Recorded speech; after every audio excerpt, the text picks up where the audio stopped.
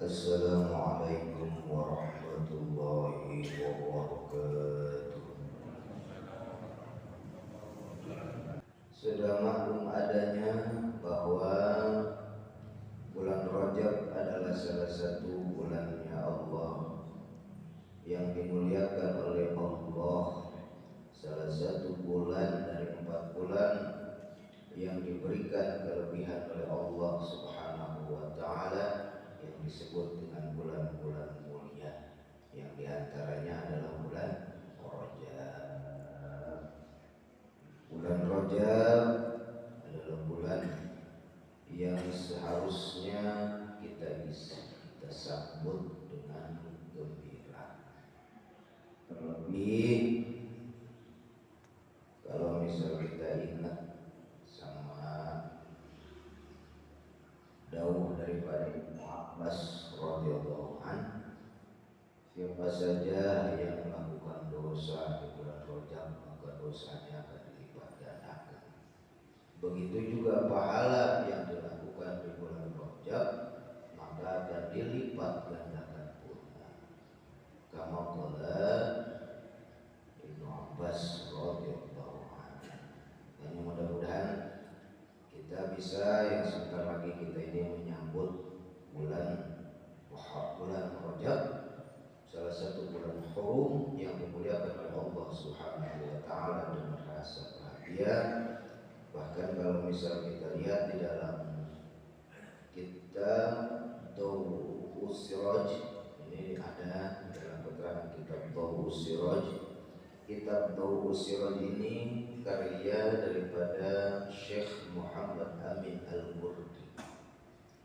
Di dalam kitab Dawus Siraj karya Syekh Muhammad Amin Al-Qurdi ada satu keterangan yang mudah-mudahan bisa kita amalkan menjelang dan bahkan ketika nanti kita masuk di bulan Rajab. Menjelang masuk tanggal 1 bulan Rajab, maka persiapkanlah diri kita untuk menyambutnya. Nah, berarti kalau kita sudah siap-siap buat masuk tanggal 1, kita sudah siap-siap Senin, Selasa, Rabu, ya, tergantung nanti istimanya kapan, jatuhnya kapan, sesuai dengan standar falakiyah tanggal berapa 1 Rajab itu tergantung nanti, ya, kita hitung sama-sama atau kita perhatikan sama-sama. Kata beliau, menjelang masuk tanggal 1 bulan Rajab maka persiapkan diri untuk menyambut bulan Rajab tersebut. Cuman awas,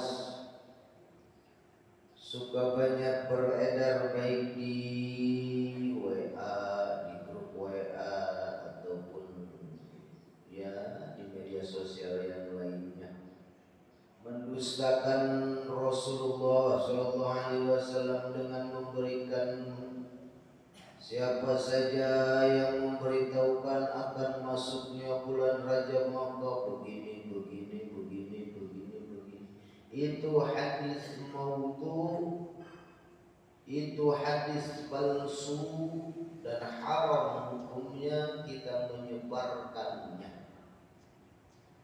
Kita tujuannya mau berbuat kebaikan dengan membroadcast isi daripada WA tersebut, tapi ternyata kita sama saja melakukan sebuah dosa karena membuat kedustaan atas nama baginda Rasulullah SAW. Mulai saat ini saya himbau, cukuplah ketika datang WA ataupun broadcast yang lain menyatakan siapa saja yang memberikan kabar gembira dengan datangnya bla bla bla bla bla bla atas namakan Kanjeng Nabi, maka cukuplah di tangan kita langsung delete, jangan sampai kita forward ke kawan-kawan kita. Berarti sama saja kita meneruskan dosa dan kita juga ridha terhadap dosa tersebut. Kita telah berdusta atas nama baginda dan menyebarkan hak hukumnya haram sesuai dengan kesepakatan para ulama, di mana menyebarkan satu bentuk dusta adalah keharaman. Maka sekali lagi cukup di tangan kita langsung delete, jangan sampai kita teruskan ke yang lain. Nah, kemudian kata Imam Syekh Muhammad Amin Al-Qurdi, siapa saja orang yang menghormati bulan Rajab, karena memang bulan Rajab adalah bulan yang harus kita hormati. Bahkan di dalam adat orang Arab, ketika masuk bulan Rajab maka mereka benar-benar memuliakannya. Maka kata beliau, dikatakan barang siapa yang menghormati bulan Rajab dengan 6 amalan. Siapa saja orangnya yang mengamalkan 6 amalan, tujuannya memuliakan, menghormati bulan Rajab, maka tadkhulus salam ma'as-salam, maka dia akan masuk ke dalam surga dengan keselamatan. Jadi kita masuk surga dengan selamat, melaksanakan 6 amal-amalan ini yang mudah-mudahan bisa kita amalkan. Apa saja? Yang pertama, kasratus siyam, memperbanyak puasa. Kita nanti misalkan ijtima'nya, ini misal ijtima' jatuh tanggal hari Kamis, misal kita puasa, perbanyak puasa. Yang tadinya di bulan sebelum Rajab cuma Senin Kamis, ini ditambahin. Pokoknya perbanyak puasa. Puasa apa? Puasa apa saja yang lebih baik adalah puasa qadha sekaligus niat puasa sunnah. Terlebih bagi yang perempuan, biasanya di bulan Ramadan terkadang tertunda puasanya karena haid. Maka bagus sekali apabila di bulan Rajab kita laksanakan puasa dengan niat qadha bulan Ramadan. Sekaligus kita niat puasa sunnah bulan Rajab, dan ini hukumnya bagus sekali. Jadi kita memperbanyak puasa, itu yang pertama. Yang kedua, kasratun nadam, memperbanyak menyesali dosa-dosa yang telah berlalu. Kita di dalam bulan Rajab saatnya kita introspeksi diri. Berapa banyak dan betapa besar dosa-dosa serta kesalahan kita yang belum pernah kita sesali. Karena salah satu daripada syarat taubat adalah menyesali dosa dan kesalahan yang pernah kita lakukan. Salah satu syarat sah dikatakan taubat itu sah, salah satunya adalah menyesali dosa-dosa dan kesalahan yang telah berlalu, yang telah kita lakukan, yang kita lakukan dengan penuh tawa, kita lakukan dengan bahagia, padahal itu adalah sebuah kemaksiatan. Makanya disinilah yang sering saya katakan, sering saya bicara, kita kongko juga bisa jadi pahala. Kongko bisa jadi pahala. Habis sholat isya kongko, sebelum tidur yang aki-aki sambil merokok, sambil nyender, sambil rokok, ceritain masa lalu.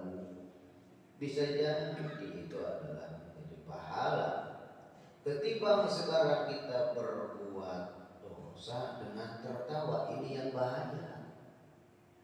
Kita berbuat maksiat dengan tertawa, kita ngomongin orang dengan rasa bangga, kita ngegibahin orang tanpa punya rasa salah, bahkan terkadang kita tertawa bahagia. Na'udzubillah summa na'udzubillah. Ketika kita ibadah malah sebaliknya, maksiat kita tertawa tapi bagian ibadah tidak ada kebahagiaan. Ini yang selalu saya kampanyekan. Biarkan sekarang kita ngaji, yang penting senang, paham dan enggaknya urusan Allah. Yang penting ngaji, senang aja ngaji itu senang. Pokok juga bisa jadi nilai ibadah pokok. Tapi jangan ngongkoin yang enggak benar. Ngongkoin nikmat-nikmat yang telah berlalu, nikmat masa muda diomongin lagi. Maka mengenang nikmat adalah sebuah rasa syukur. Jadi syukur itu bukan sekedar mendapatkan nikmat. Saat kita mengenang nikmat pun, kita mengenang pertama kali menikahi istri kita, kita mengenangnya, kita ceritain lagi, maka itu juga adalah salah satu bentuk rasa. Jadi pokok juga bisa dinilai pahala. Pokok mubah. Kalau mubah tergantung niat dan pelaksanaan. Kalau niatnya baik ya baik, kalau niatnya buruk ya buruk. Ya, sekarang kita terbalik. Habis sholat pokok di serambi masjid ngomongin orang. Jangan. Kalau bisa ngomongin apa ya? Ngomongin masa lalu, ngomongin ngaji, ngomongin apa. Jangan sampai di tempat suci kita kotori tempat suci dengan sesuatu yang tidak suci batinnya. Nah, mudah-mudahan Allah jaga lisan dan perilaku kita dari mengotori masjid. Kita mencak-mencak, kita marah-marah ketika ada ayam masuk ke dalam masjid, kemudian dia membuang kotorannya. DKM dan para merbotnya pasti kita caci maki karena nggak bisa mengurus masjid. Tapi ternyata kita sendiri membawa najis ke dalam masjid, dan najisnya najis batiniyah, yang mana najis batiniyah tersebut akan menimbulkan kemunafikan. Maka ketika sekarang kemunafikan batiniyah sudah bersemayam dalam diri, maka begitu mudahnya bibir kita akan menisbatkan kata-kata munafik untuk saudara sendiri. Na'udzubillah subhanallah. Dan mari sama-sama kita muliakan dan kita sucikan masjid tercinta ini. Mudah-mudahan jadi renungan buat kita semuanya. Jangan campuri iktikaf kita dengan pembicaraan yang tidak ada guna. Jangan campuri iktikaf kita di masjid ini dengan sesuatu najis batiniyah, dosa-dosa ghibah. Masjid bukan tempat menggibah, masjid tempat beribadah di jalan Allah Subhanahu wa ta'ala. Hatta tertawa kalau di dalam masjid, maka itu pun bisa menjadi ibadah kalau sedang dalam pengajian, insyaallah. Kemudian yang ketiga, kata Syekh Muhammad Amin Al-Qurdi, wa ifsa'us salam, menyebarkan salam. Mulai hari ini setiap ketemu sama orang, assalamualaikum, siapa saja Atau misalkan kita nggak bisa bertemu dengan kawan sahabat karib kita atau handai taulan kita, cukuplah kita sampaikan salam saya kepada fulan bin fulan. Sampaikan aku mengucapkan salam, assalamualaikum untuk bapakmu.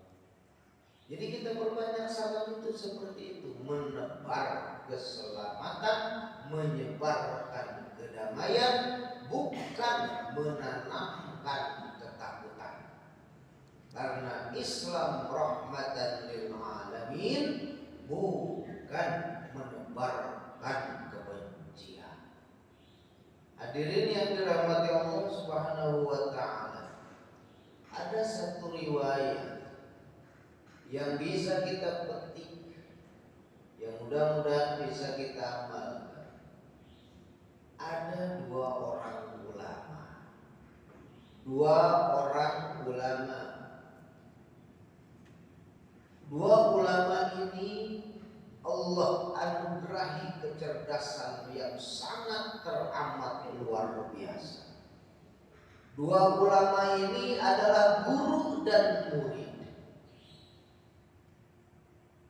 Cuman Allah berikan kekurangan. Apa?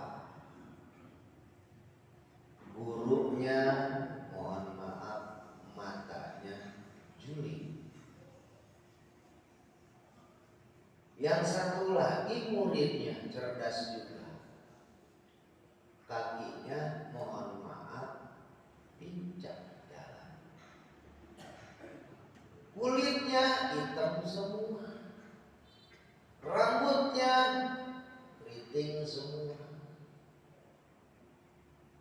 Tapi ternyata luar biasa, mereka semua menjadi ahli hadis.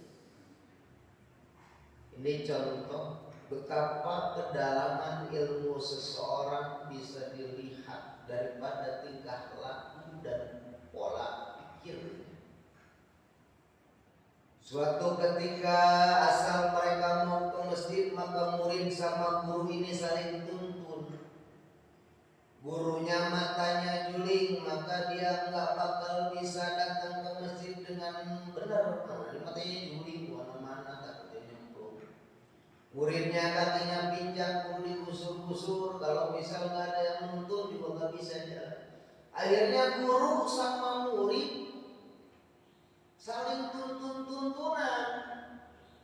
Guru sama murid saling pegang-pegangan. Gurunya yang megangin, muridnya yang matanya normal, cuma kakinya pincang, yang nunjukin jalan.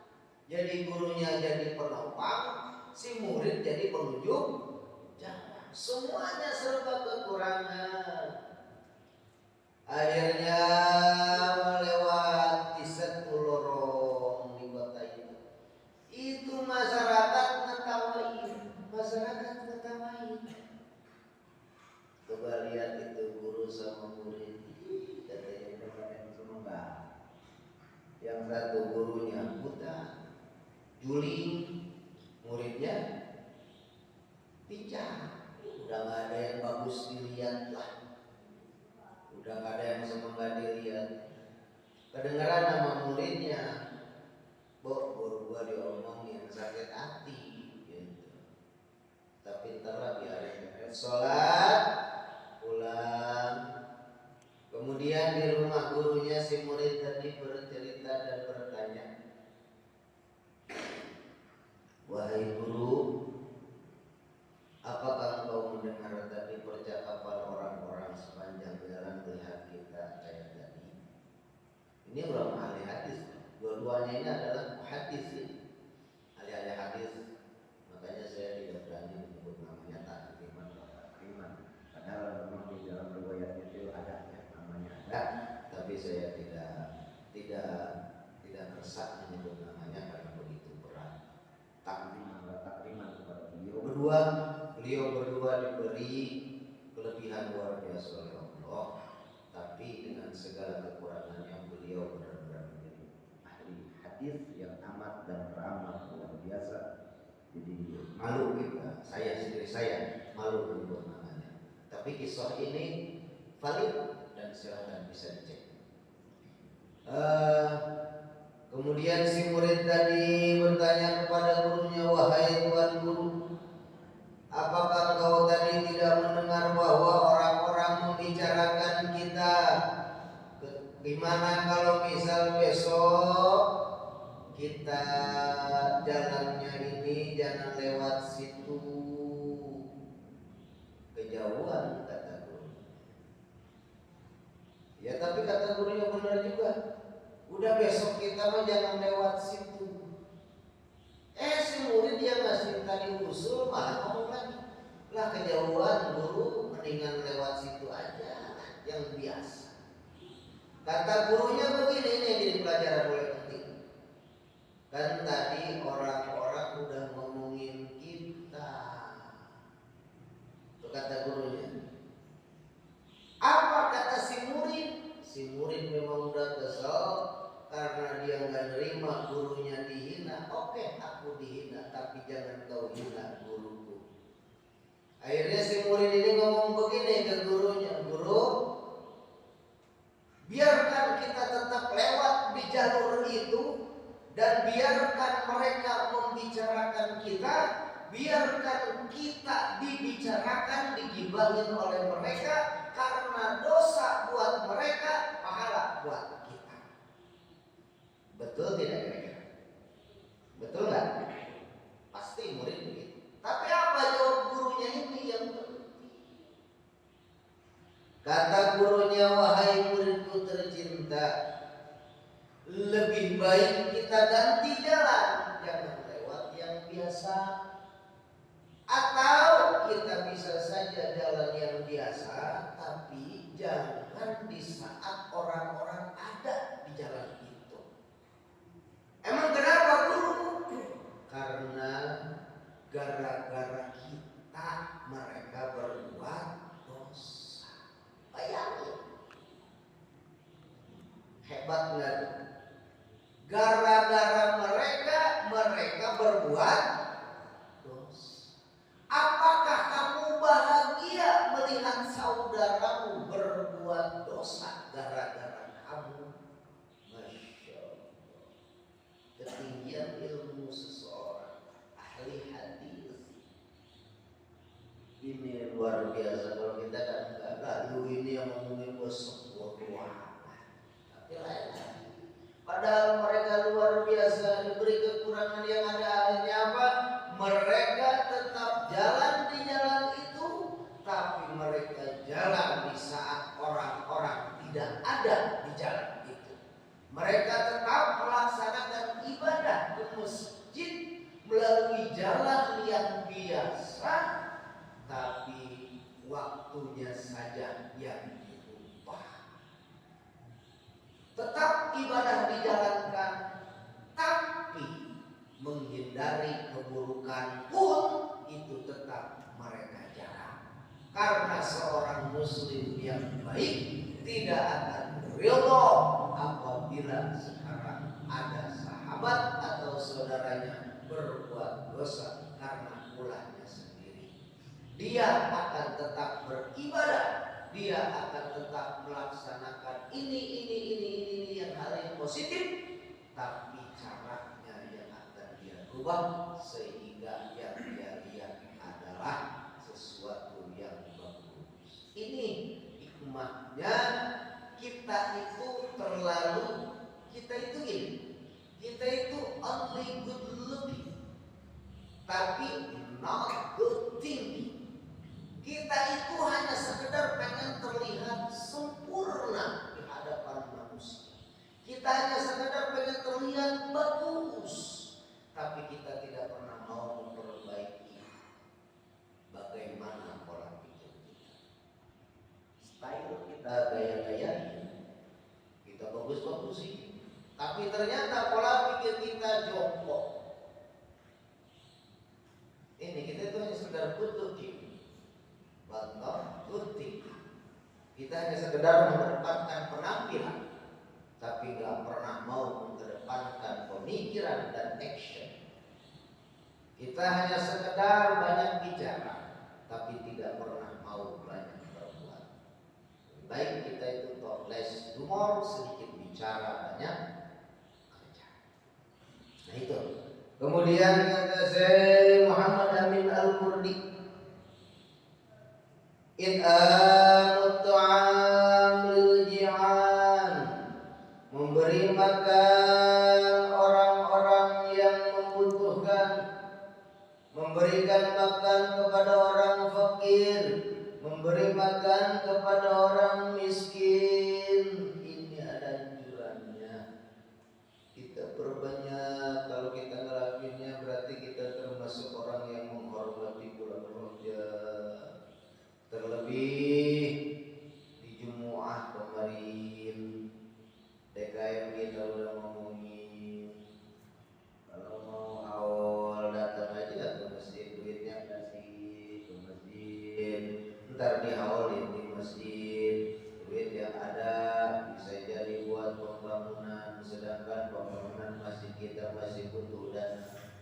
Ayo kalau misal mau hawal, udah aja duitnya kasih ke masjid, dihawalin di masjid, selesai. Hawal bisa, sedekah bisa, memberikan makanan kepada orang fakir bisa, kemudian kita juga bisa membantu mewujudkan cita-cita kita, yaitu segera berdirinya masjid tercinta.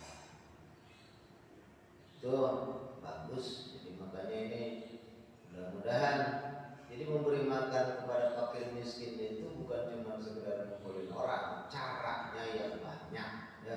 Caranya yang banyak. Sekali lagi, pola pikir kita satu sama lain memang tidak sama. Oleh karena itu, sama-sama kita harus pandai memaafkan pola pikir dan sudut pandang yang berbeda, tapi insya Allah semuanya satu tujuan.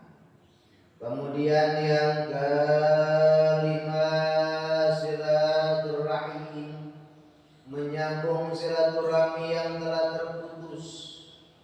Menyambung silaturahmi yang telah terputus, kawan dengan kawan, sahabat dengan sahabat, saudara dengan saudara, abang dengan adik, adik dengan abang.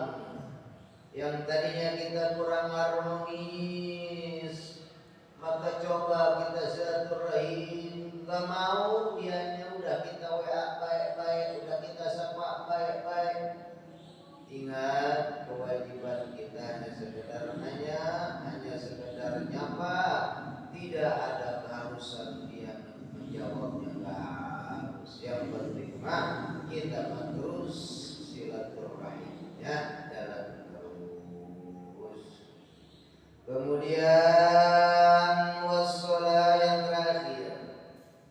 yang terakhir amalan-amalannya, wassalatu fil lail wan nasu niyam, salat sunnah di malam hari di saat manusia dalam keadaan bertidur.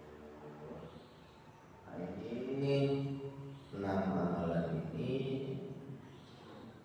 ya, ini semoga bisa diamalkan oleh kita. Keterangan ini sekali lagi, ini adalah keterangan yang terdapat di dalam kitab Sirat karya Syekh Muhammad Amin Al-Qurdi, dan bukan hadis baginda Nabi Muhammad Sallallahu Alaihi Wasallam.